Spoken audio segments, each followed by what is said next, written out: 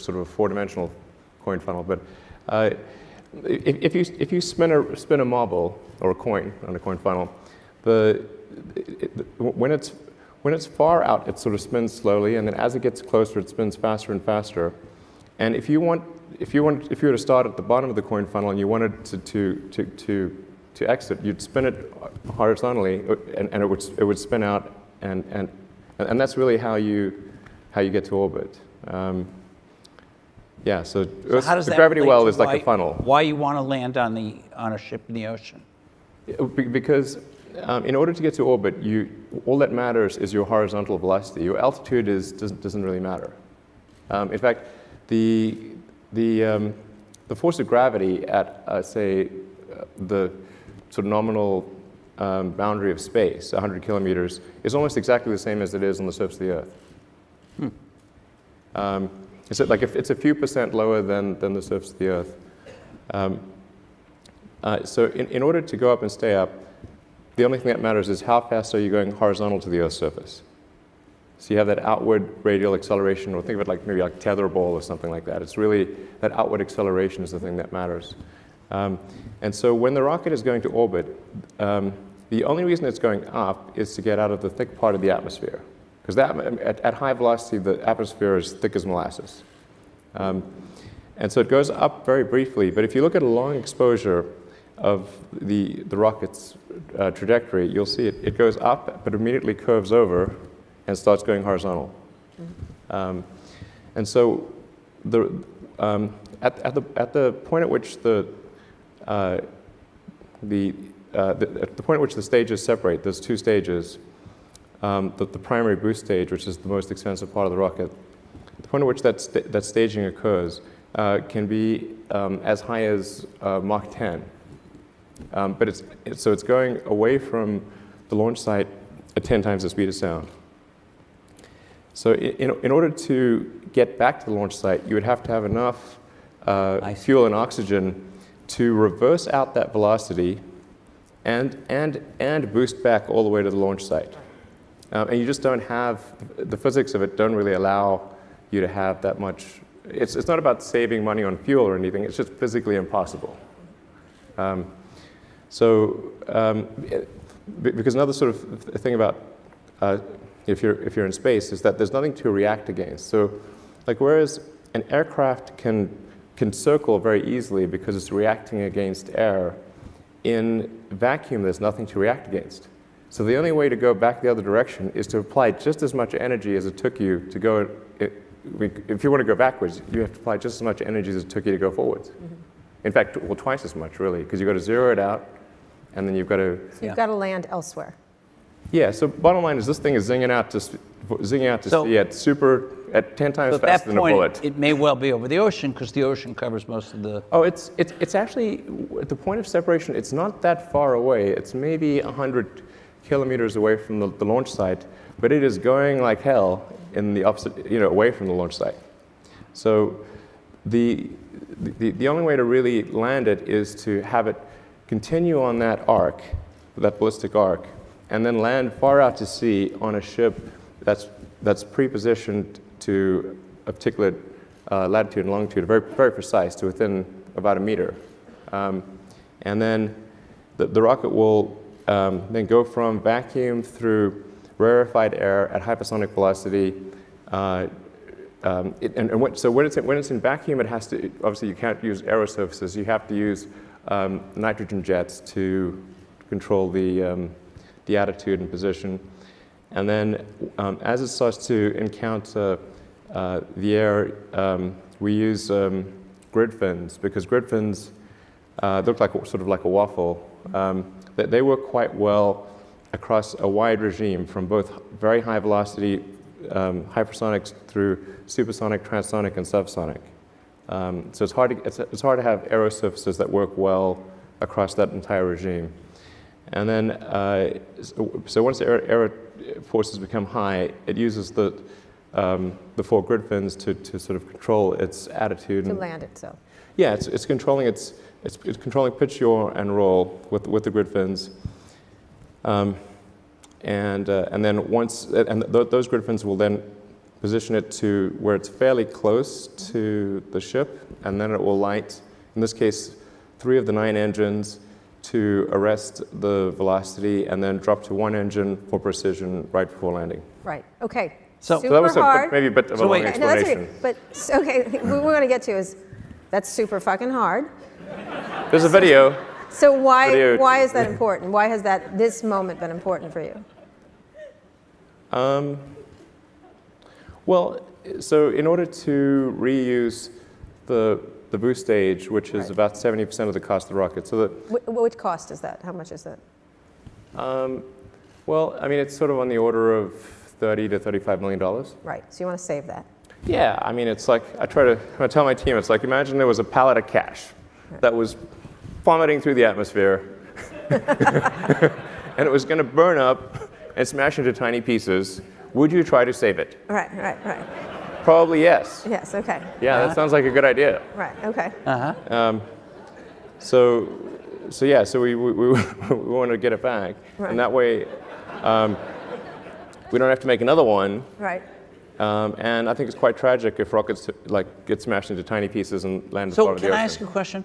We've been going to space for what, 50 years or something like that? Yeah.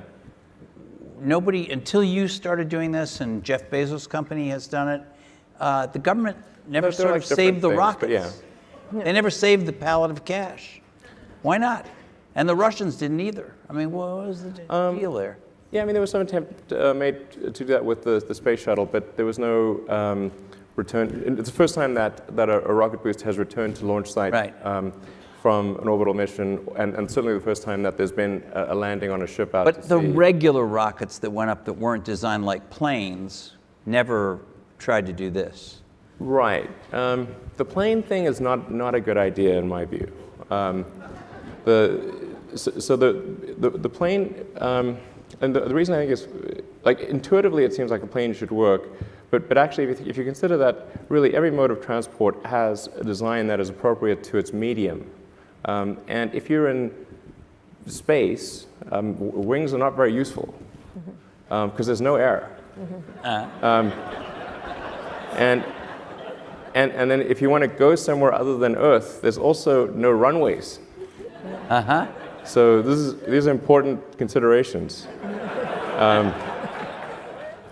So that's why when they went to the moon, they used propulsive landing. Right. But what I'm saying was when they built the space shuttle, it sort of was looked like a kind of bulbous I think that appealed plane. to Congress. Yeah. Yeah. They went cool. That's cool. Yeah. It looked like an airplane. Can you explain Okay. Jeff Bezos? Good one. Jeff Bezos was here last night, and I asked him, what's the difference between what you're doing and what Elon Musk is doing? And he said, well, I think we have, I think he used the word like-minded in the general sense of it, and then he went on to explain some differences. And then he talked about, and correct me if I'm misquoting him, but I think he was saying, this is all about laying the foundations of being able to do greater things by getting the basic infrastructure of being able to reuse these rockets down right. Is that correct? Do you have a similar starting point from him and your thinking process? I mean, I think there's certainly some similarities of opinion. I think both Jeff and I believe that it's important for the future to be a spacefaring civilization and ultimately be out there among the stars. And I think that's the exciting, inspiring future that I think certainly people in this room want, and anyone. Well, particularly after seeing that the asteroids are going to destroy this planet. I mean, I mean, I don't view it as I think when I say multi-planet species, like that's really what we want to be. It's not like still being a single planet species but moving planets. It's really being a multi-planet species. And having civilization and life as we know it extend beyond Earth to the rest of the solar system and ultimately to other star systems. I think that's the thing. That's the future that's exciting and inspiring, and I think that's what you need things like that to be glad to wake up in the morning. Like life can't be just about solving problems. Like there have to be things that are inspiring and exciting that make you glad to be alive. So what, in the immediate time frame, what is your goal for SpaceX now that you've done this, which is a huge accomplishment? What is the plan for you in the immediate time and then the longer range? Sure. So so we plan to refly one of the landed rocket boosters, hopefully in about 2 or 3 months, something like that. And then so that'll be an important milestone. So far, the stages are looking like quite good, even though they come through quite. It's a really difficult re-entry situation, but they're looking like they're in good shape. And we now have 4 of them. So we want to start reflying them, towards the end of summer, and then hopefully by the end of this year we'll be launching Falcon Heavy, which will be the most powerful rocket in the world by more than a factor of 2. Mm-hmm. So Falcon Heavy will be on the order of 5 million pounds of thrust on liftoff, which is about 2/3 the size of a Saturn V. Oh, really? Yeah. So that's the rocket that took the astronauts to the moon. Right. Exactly. So, in fact, we're launching from the same pad, very same pad? from the Apollo 11 pad. Wow, Yeah. that's amazing. So you're hoping to yeah. launch that Falcon Heavy by the end of this year, you said? Yeah, that's our aspiration. Is that, now that's somewhat of a delay from when you first hoped to launch it, right? But I mean, it's not like we had a lot of pressing customers who wanted us to launch it. Okay. So in fact, the first launch will not have any operational satellites. It'll be a demonstration launch. Mm-hmm. And the first operational flights where customers actually want us to launch it are next year. Whereas there's a lot of customers who want us to launch Falcon 9. So about a quarter of our flights are for NASA, but 3/4 are for commercial satellites, like broadcast and communication satellites, or science missions for other countries. And there's quite a backlog, and we had an issue with the rocket last year, so that put about a 6-month hole in our schedule. So we're sort of backlogged on our launches, and we're trying to get them out as quickly as we can, and service our customers. So the launches will take place, every 2 to 4 weeks. There's quite a high launch cadence. That's a much faster cadence than NASA had, right? Yeah, it'll be more launches than anything else in the world. So more than Russia, more than Europe, more than China by next year, certainly. And largely to deliver customers' satellites. Yeah, there's a lot of broadcast and communication satellites that are going to geosynchronous orbit, mm-hmm. And then we'll also be launching the new Iridium constellation. Mm-hmm. So the Iridium's got a next generation mm-hmm. Constellation of satellites. I think 60 or 70 satellites, quite decent sized satellites. That'll be like many orders of magnitude improvement over the current Iridium system. So we'll be able to have global broadband. So that'll be a whole bunch of launches, and then next year we'll be flying Dragon version 2, which is the one that's capable of taking up to 7 astronauts to the space station. Mm-hmm. And in fact, Dragon 2 really it's a propulsive lander as well, and it'll be it's intended to carry astronauts to the space station, but it's also capable of being a general science delivery platform to anywhere in the solar system. So where are you going with it? Well, we're going to send one to Mars in 2018. Okay. Now let's talk about wait. 2018, that's for sure. Yeah, a couple of years. Okay. Now, will you be on that flight? No. You have talked about this. You said you want to die on Mars, just not on landing, right? Is that correct? Well, I mean, I think if you're going to choose a place to die, then Mars is probably, not a bad choice. All right. But you're not ready. It's not some sort of Martian death wish or something. But yeah, I mean, if you're going to be born on Earth, die on Mars. So sending this up to Mars 2018, right? Sending this up to Mars 2018, when will someone like you get there from your plans? Sure. So the 2018 mission would be our Dragon version 2. Right. And that I wouldn't recommend traveling to Mars in that, because I mean it has the interior volume of a large SUV. Okay. And the trip for Dragon would be on the order of 6 months. It's a long time to spend in an SUV, I think. That's, it can be done, but probably not ideal. And it also doesn't have the capability of getting back to Earth. Right. That seems more important than the space. Yeah, we can put that in the fine print. Yeah. Sorry. Yeah. It's like the side effects in a drug ad. By the way, We Cannot get back to Earth. yeah. Yeah, we saw the movie. We Yeah. saw what happened. He got back. Yeah, you get, yeah. So it's good. I actually enjoyed the movie. Do you think he could have gotten back like that? Was that plausible? Well, I thought there was some connection. It was like 80% scientifically correct. Okay. But they did connect a series of improbable events. Such as? Well, I mean, I don't think you can sort of just take off from Mars on an unguided rocket, really, and then prick your finger on the spacesuit and navigate to a spaceship. Right? Yeah. Not impossible, just extremely unlikely. So the Sandra Bullock movie. But if you're Matt Damon, maybe. Maybe. You have some mad skills, for sure. So when will people like yourself get there? And I assume you'll be first in line for that. Yeah, so later this year in September at the IAC, which is the big sort of world space conference, industry space conference, I'm going to be presenting the architecture for Mars colonization. So I think what really matters is being able to transport large numbers of people and ultimately millions of tons of cargo to Mars. And that's what's necessary in order to create a self-sustaining, not really self-sustaining, but a growing city on Mars. I'm curious, have you been to space yet? No. Why? I mean, you could just go up, right, for a little bit, or not? I could, I suppose. Yeah. No? Why haven't you? Like I walked think I around will the at some moon or point. something? Or Yeah, well, yeah, probably will. will you do a moon test well. before you go to Mars?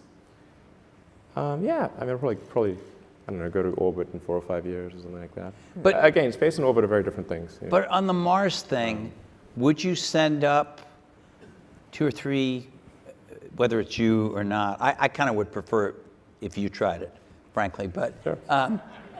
Because it would be exciting. But would you send up some people before you do this whole architecture for colonizing Mars? Just a handful of people to kind of see what. I mean, the basic game plan is like we're going to send a mission to Mars with every Mars opportunity from 2018 onwards. So, and they occur approximately every 26 months. So, we're establishing cargo flights to Mars that people can count on for cargo. And it's like I said, the Earth-Mars orbital rendezvous is only every 26 months. So there's one in 2018, there'll be another one in 2020. And I think if things go according to plan, we should be able to launch people probably in 2024 with arrival in 2025. Soon. Is that a more certain schedule than United Airlines? Well, I don't know. Well, he hasn't There's been on certainly some United uncertainties Airlines for associated with that. So let's. I'm going to shift. Anyway, that's the game plan. Like approximately 2024 to do the first to launch the first of the Mars And colonial transport system. I with want to get people. back to what you said earlier about a multi. This will be a very big rocket. Okay, very big, bigger than Very the big. Saturn V. Yes, Twice as big, or what? September. I'll tell you. Not going to say anything till September? Come on, Very big. come on. Has to be very big. How big is very big? So big.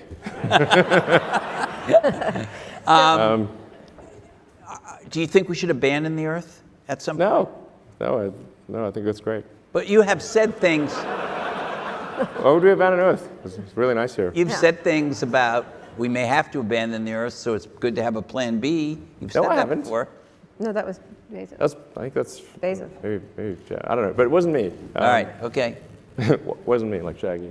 Right. So let's move to things on this earth. Let's move to Hyperloop, Tesla, other things. But let's talk about Tesla first. Sure.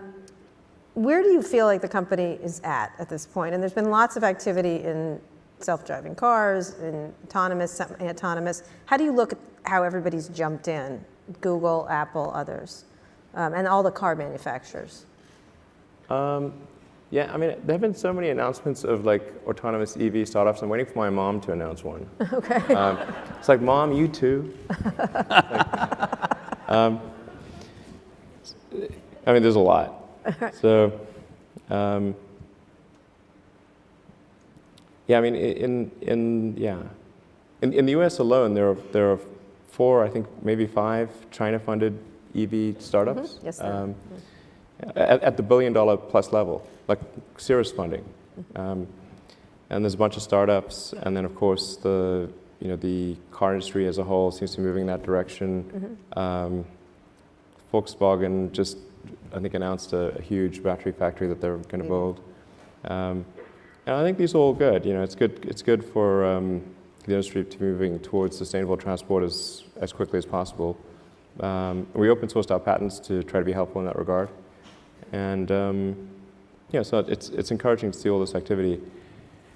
From a Tesla standpoint, we want to take the set of actions that are likely to accelerate the advent of sustainable energy. Scale up production as fast as we can. So we accelerated plans for the Model 3 by 2 years. And so we want to try to get to 500,000 cars in total in kind of the 2018 timeframe, which is an aggressive schedule, but I think achievable. And then maybe 1 million cars a year by 2020. I can see I think a pretty clear path to get there. Autonomy is obviously extremely important.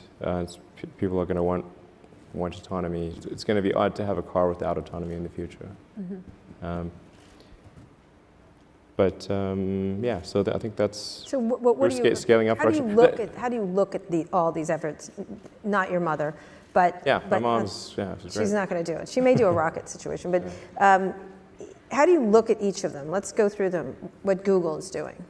How do you assess what they're doing when you're looking at it? Because there'll be competitors at some point. These are all eventual competitors. Well, I think what Google's done a great job of showing the potential of autonomous transport. Right.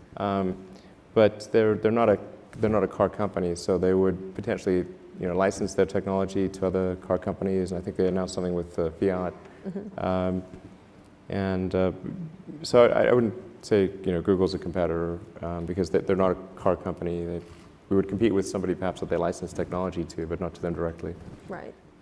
Apple? Yeah, that'll be more direct. That'll be more direct? Yeah. You can tell that by the hiring pattern and that kind of absolutely. stuff? Yeah. So what do you, okay, so they're going to be Given more they've hired a direct. lot of How do you Tesla assess it? I mean, I say I think it's great that they're doing this, and I hope it works out. What's the time frame for them, do you think? I don't know. I mean, I think they should have embarked upon this project sooner, actually.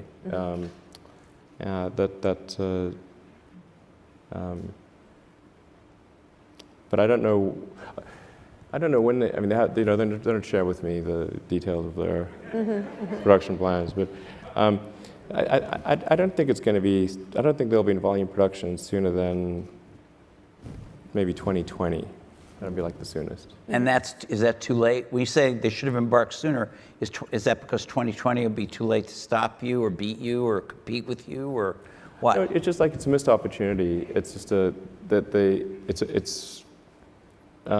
It'll be over by 2020? No, it's not. It's just like it's a couple of years.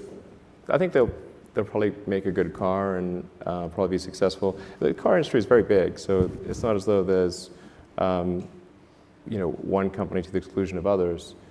I mean, there's like a dozen car companies in the world of significance. So, and the most that any company has is approximately 10% market share. So it's not like somebody comes up with a car and they're suddenly like they kill everyone else. It's not that way.